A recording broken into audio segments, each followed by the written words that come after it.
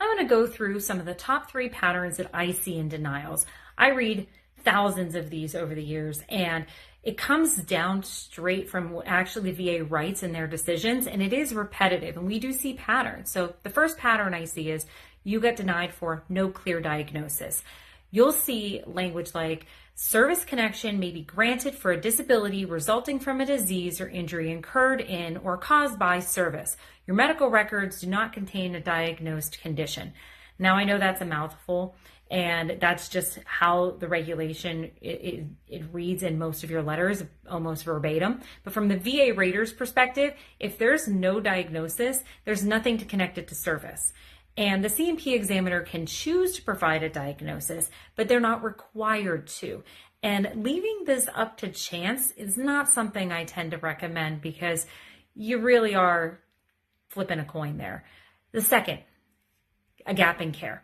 This is where records go silent for years.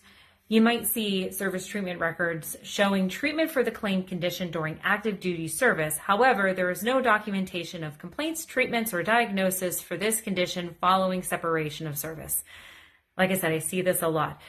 The language may vary slightly, but that's pretty much what you're going to read in your decision letter, almost verbatim. So the VA starts asking, what happened in between? And if that gap isn't explained, it will weaken your connection. The third thing that we see pretty commonly is no continuity. This is where symptoms are consistently documented over time.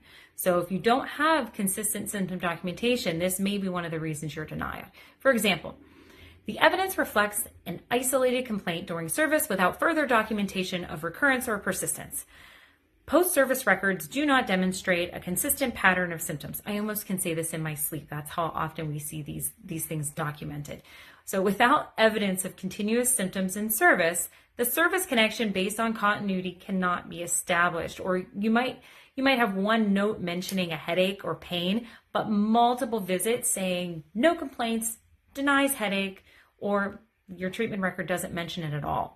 So imagine how that looks when you peel back and step back and see what your evidence actually shows. So it's confusing. So now the record doesn't show that consistent pattern. And that creates doubt about whether the condition has been ongoing or did it resolve. Depends on what your exact diagnosis is as well. So when you look at these things together, it's not that the VA isn't saying that nothing is wrong with you.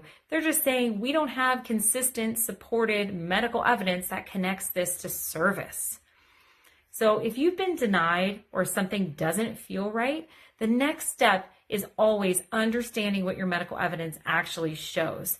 And that's exactly what we do. That's how we can help. And that's how you can help yourself in your claim. Understand what the evidence shows so you can create a plan for the next step.